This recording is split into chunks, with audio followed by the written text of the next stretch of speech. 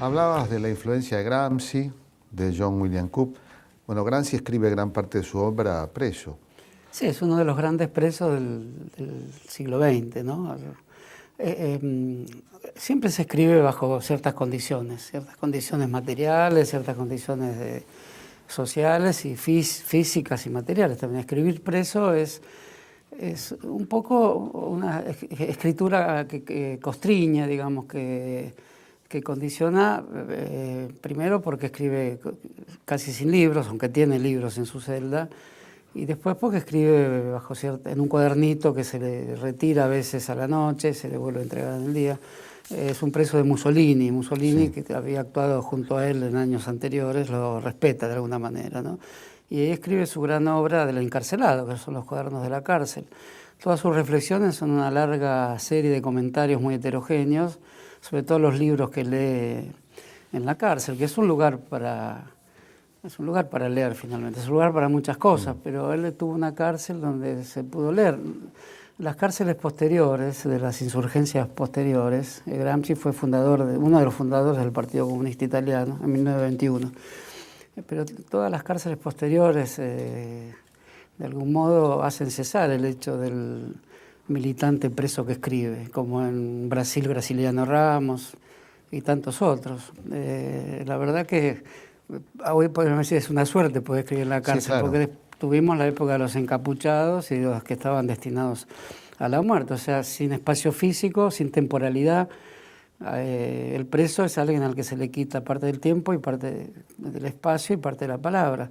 En Gramsci, por el contrario, la cárcel actuó como el lugar de un florecimiento de la escritura, ¿no? Claro, es curioso escuchar que Mussolini lo respetaba teniéndolo preso, pero bueno, con lo que uno ve luego en otros... Sí.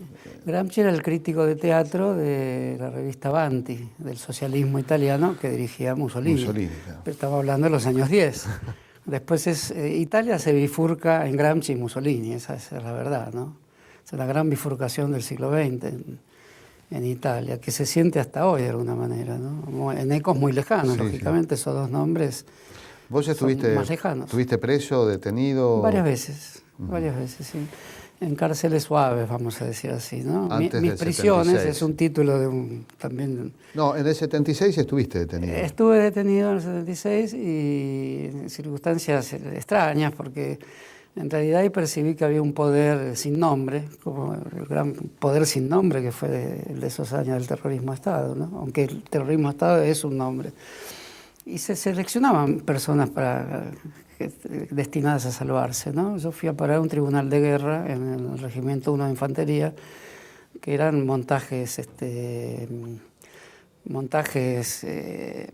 digamos, de algún modo teatrales. Claro, para justificar que había una represión legal, pongamos muchas comillas ahí. En realidad todo lo que ocurría era lo otro, ¿no? Pero algunos éramos desviados por razones de muchos tipos. Aún hoy se pregunta por qué razones, porque claro, la línea divisoria que hacía que uno fuera un lado u otro era muy, muy tenue. Y ahí había tribunales de guerra. Ahí funcionaban tribunales de guerra con abogados militares, te hacían preguntas a 7 metros de distancia, los gritos. Es curioso un tribunal de guerra, pero era una figura jurídica existente. Sobre eso no vi nada escrito yo.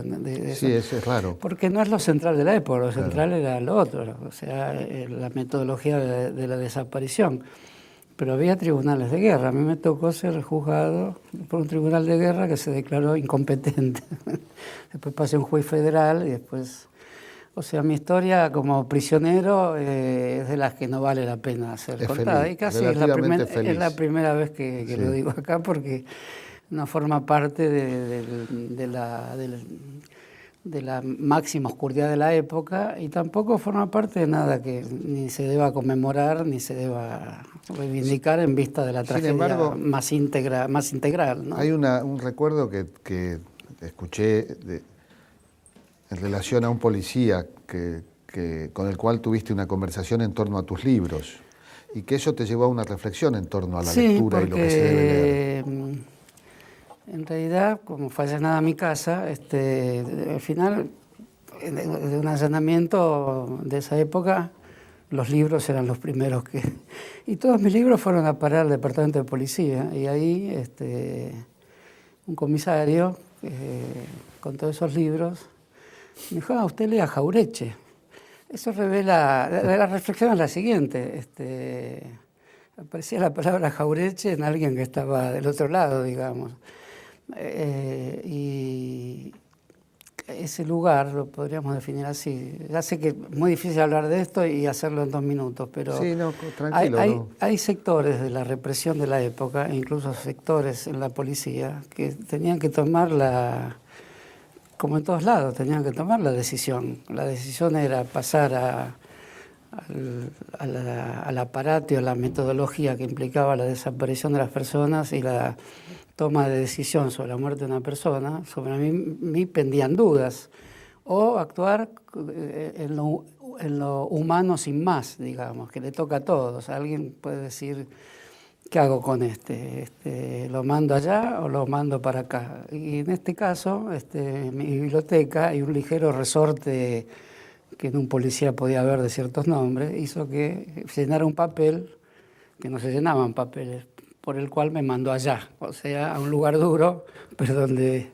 se llamaba un tribunal. Claro. Entonces, Te salvó Jaureche un poco. De alguna manera,